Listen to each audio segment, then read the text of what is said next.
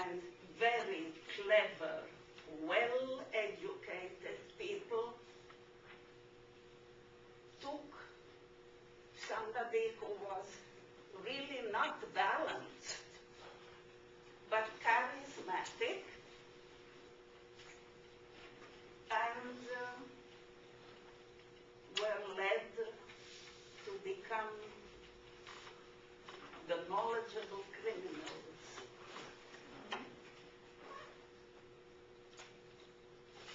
And it is said that, but it can happen, to answer your primer question. Yes, it's possible.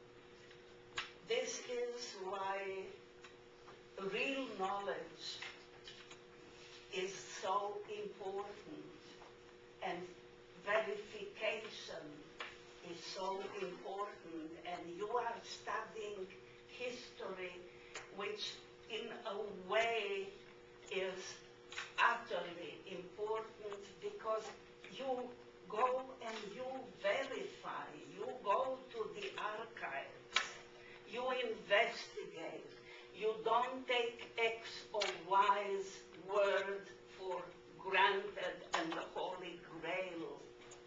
You go and you search every angle of a situation. And it helps. Knowledge is one of the basic ingredients we have as that's the asset we have. We can lose on the stock market, but if we lose what we have up here, then we are lost. Not if we don't have money, we are not lost. I found myself without money for a very long time. I wasn't lost because I had the benefit of thinking.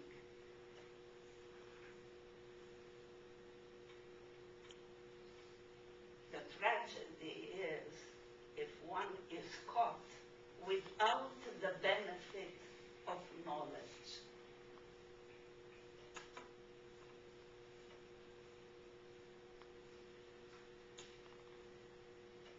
Only have a few minutes left. Are there any burning questions out there? This is your opportunity. Did you grow up speaking English? I learned English when I was in my 50s. I could read English, I couldn't speak. I did read English because I wanted to read the original when I, as a set designer, had in the theater American and British plays to make a set. Just to the sound of the language. So I was reading with the dictionary.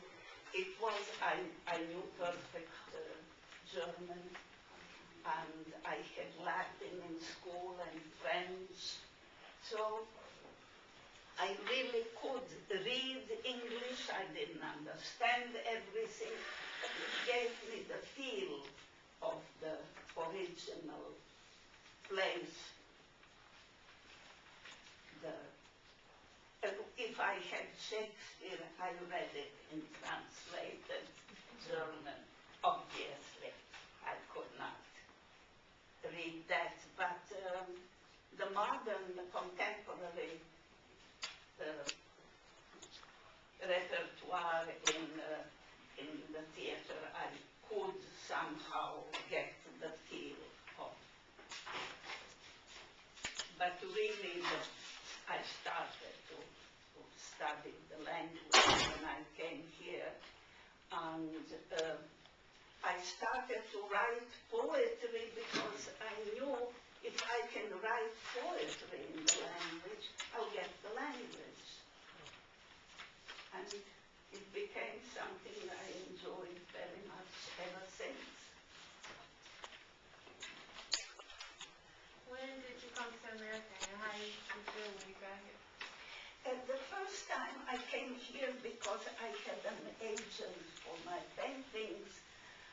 and she arranged on the East Coast exhibits for my work, which was in the beginning of the 80s.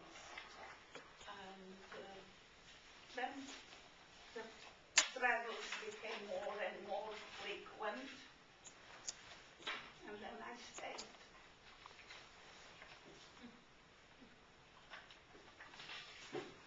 What do you think of America compared to other countries? With all the shortcomings, it's the best country I have visited, and I have been, we talked about it, in all the continents, here and there. Nothing like democracy, with all its shortcomings, nothing to compare. I had the Nazis, I had communists, Russian communists at the beginning, and then the Tito communists, which was supposedly a little less restrictive. For me personally, dictatorship is maybe the lowest possible environment for people to exist. On that note, I'm sorry? on that note, is there anything you would recommend for these young people who are living through what could be a really tough time? It seems to be likely that this will be a very tough time. Is there any advice you would give them? The advice we were talking about, don't give up and accumulate as much knowledge and diverse knowledge as you possibly can. This is something nobody can take away. Everything else can be taken, can be lost. But what we know is what we really own. That's what we own. How do we process what we know?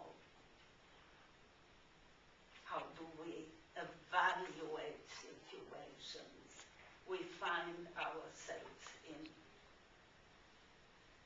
By pure random chance sometimes, or by machinations of the surrounding or people.